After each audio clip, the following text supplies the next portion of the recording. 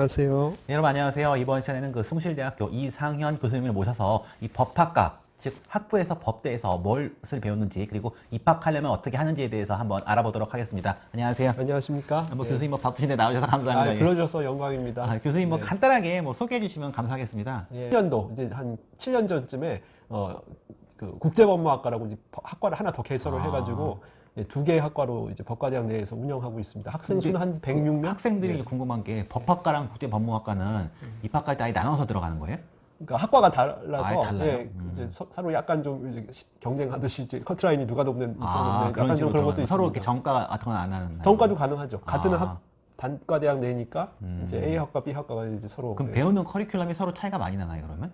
이제 법학과는 이제 원래 있었던 학과니까 이제 계속 이제 이렇게 주로 했듯이 이제 기본법과 헌법, 민법, 형법이 이제 핵심 과목이니까 많이 차지하고 있고, 그다음에 상법 분야도 이제 좀 자세히 나눠져 있고, 그다음에 이제 경제법 해서 이제 여러 가지가 좀 있고, 그 행정법도 이제 몇 개씩으로 나눠져 있고 이러는데, 국제법무학과 커리큘럼은 이제 법과 이런 국제법을 조금 이제 강화하는 방향으로 커리큘럼을 반은 이제 그걸로 하자. 그래서 좀 당시에 나름 이제 혁신적인 그런 거가 이제 해서 교수회에서 수용이 돼가지고 영어 강좌가 한 반이라고 이제 보시면 되고요. 수업을 다 영어로 해요, 그러면?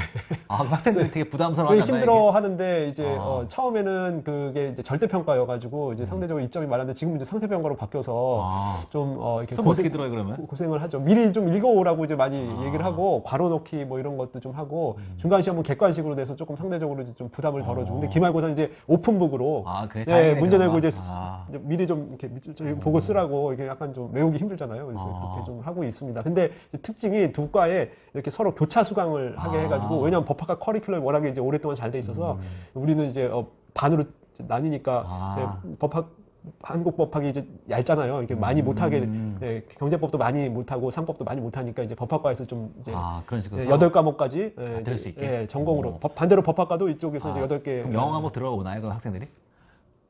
영어 과목 일부 옵니다. 그래? 좋아하는 한두 명. 그럼 신기한 게, 그럼 국제법무학과 졸업하면 주로 진로를 어떻게 가나요? 영어를 잘하니까 그쪽을 많이 가나, 아니면 로스쿨 쪽을 많이 가나요? 어떻게 가나요, 그러면? 근데 이제 공부 잘하는 학생들 중에도 이제 그게 다 나뉘고, 이렇게 중간과 이제 하위권에서도 좀 나뉘는 경향이 있는데요. 이제 본인이 법학에 대해서 이제 열정을 가지고 한번 인생에서 이제 법조인으로 좀 이제 도전을 해보고 싶다는 게 쓰면 졸업할 때 한 두 번 정도는 이제 도전을 하는 것 같아요. 로스쿨 도전에. 로스쿨은 이제 좀 각오가 좀 돼 있는 학생들이 좀 하는 걸로 보이고, 근데 그래도 이제 다 안 되는 수도 있고. 그런데 취업은 항상 이제 길은 4년 내내 이제 고민이 이제 있겠지만 취업의 길은 항상 열려 있으니까 이제 취업은 이제 미리미리 좀 준비하는 것 같습니다. 그런데 궁금한 게, 법학과를 졸업한 학생들은 좀 어느 쪽으로 취업하나요, 그러면? 법학과에서는 이제 학과 4년 내에서는 주로 공무원 시험 이제 생각을 하고 있는데, 아니면 자격 시험 하나, 그 후에 이제 취업하는 것들을 보면 이제 뭐 공사, 기업체, 법무팀 근데 이제 그렇지 않을 수도 있으니까 다양하게 취업. 최근에 보면 이제 공사는 이제 학교에서 많이 PR을 하거든요. 그래서 공사 이제 많이 가고, 시험 준비 같은 거 하라고요? 그러니까 공사는 좀 안정적, 반 공무원, 준 공무원 레벨이니까 보수도 좀 괜찮고 이제 안정적이고 하니까 이제 많이 하고, 그렇지 않으면 이렇게 중소기업도 이제 가기도 하고.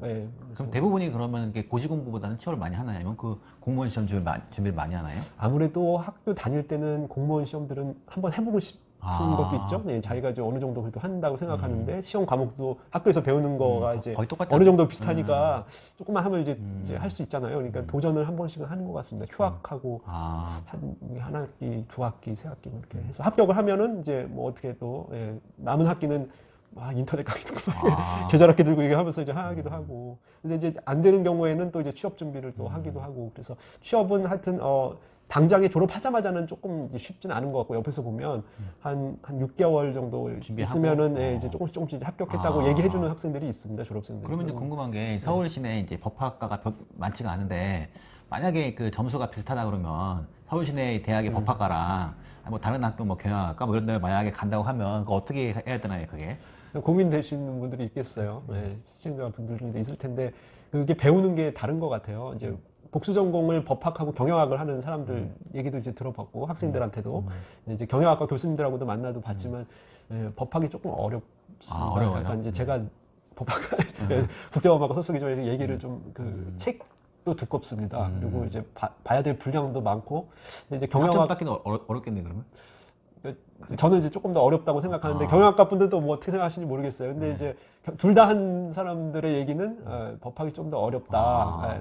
그래서 저는 이제 어려운 만큼 좀 지식도 좀 되지 않을까. 그래서 사람마다 개성이 있을 것 같아요. 그래서 자신의 그 장점을 좀 볼 때 좀 약간 좀 아카데믹이라기보다 조금 더 많이 책도 보고 이렇게 사고도 좀 논리적으로 하는 편이면 이제 법학이 맞는 것이고 이렇게 좀 기발한 생각도 하면서 뭐 이렇게 다양한 걸 이제 많이 이제 보려고 하면 아무래도 경영학은 사람들 사이의 관계도 되게 중요하고 그러니까 기발하고 이제 좀 재미있고 이제 다양한 관계 하면 이제 경영학이 좀 맞지 않을까 하는 생각을 좀 해봤습니다. 근데 이제 궁금한 게 요새 이제 고3 학생들 뭐 수능도 좀 있으면 이제 끝나고 다 그랬는데 이제 입학하려고 하면 뭐 수시 이런 것도 있으면 뭐 서류 같은 것도 내고 뭐 이러잖아요. 뭐 정시도 있지만 그러면 이제 서류 같은 거 쓰려면 입학하려면 뭘 써야 되나요? 요새 뭐 하도 뭐 복잡해가지고.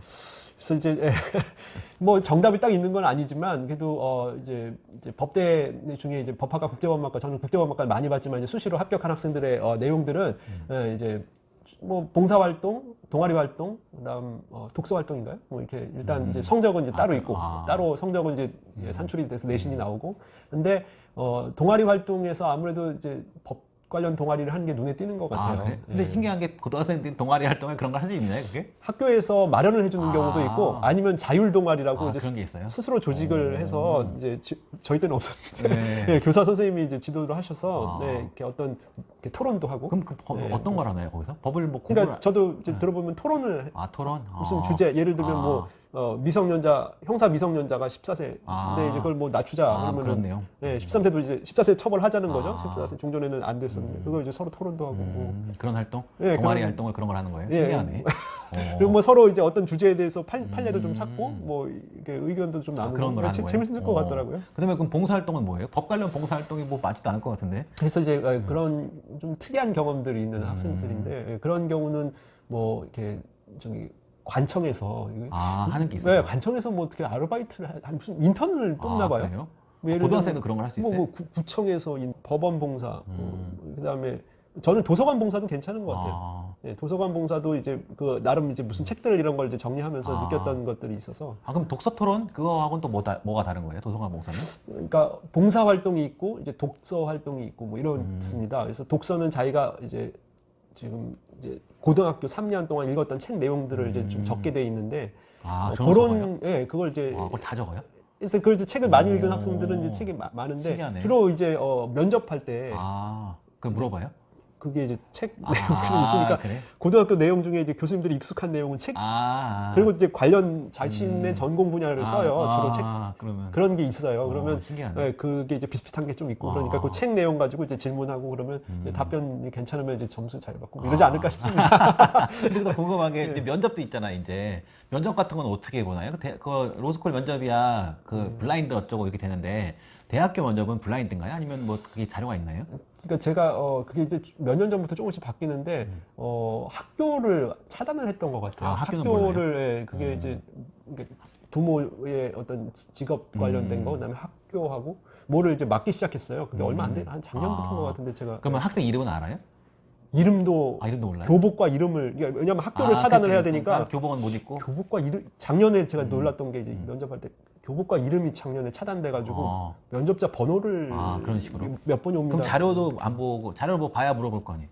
그 자료는 뭐 이름 지우고 학생부 이름이랑 예 학교 그렇죠 지우고? 학생부 그 내용이 있는 거죠. 자기소개서도 있고 그런 식으로 보는 거예요? 예. 그러니까 좀 그래도 뭐 자료는 있는 상태로 자기소개서와 이제 내신 성적이 이제 일단 보이니까 그럼 면접을 잘 보려면 뭐 꿀팁이라든지 뭐 교수님 입장에서 이런 애들은 절대 뽑아야 되겠다 아니면 절대 뽑지 말아야 되겠다 뭐 이런 거 뭐가 있을까요 그러면? 글쎄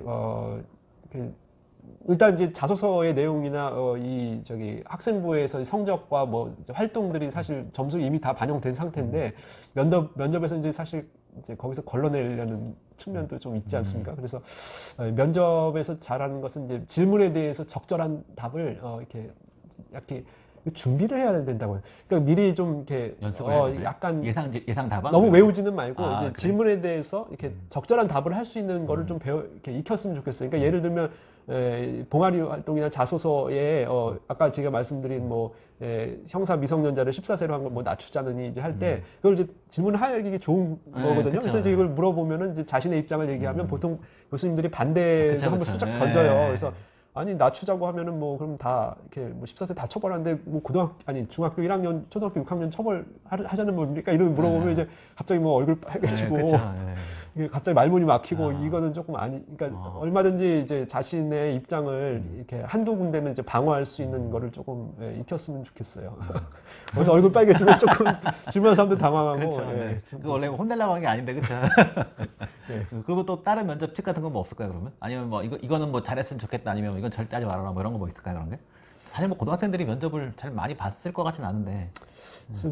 좀 동아리 활동에서 아마 그런 것이 커버가 될까? 아무튼 그 주제에 대해서 서로 이렇게 찬반 나눠서 좀 얘기도 좀 해봤으면 그러면 그런 얘기들이 그쵸. 이제 나올 수 네. 있으니까요. 그리고 좀 해봤으면 좋겠고 뭐 이렇게 시사적인 거를 일부러 내지는 않으니까 근데 뭐 혹시나 뭐 그럴 수도 있으니까 뭐 한 개 정도 한번 이제 얘기해 보는 것도 이제 혼자서 하면 모르니까 자기 생각을 좀 표현해 가지고 상대방이 사람들하고. 어떤 식으로 이제 반응을 할지 반대 의견이 있을 수 있거든요. 그러면 거기에 대해서 자기가 어떻게 이제 접근할지에 대해서 한번 좀 한번 시도를 해봤으면은 좀 시행착오를 줄일 수 있지 않을까 싶습니다. 그래서 뭐 좋은 말씀 감사하고 거의 마지막인데 우리 그 숭실대학교 국제법학과의 뭐 자랑거리라든지 뭐 입학하면 좋다거나 뭐 하시고 싶은 거 말씀 아무거나 편한 대로 해주시면 감사하겠습니다.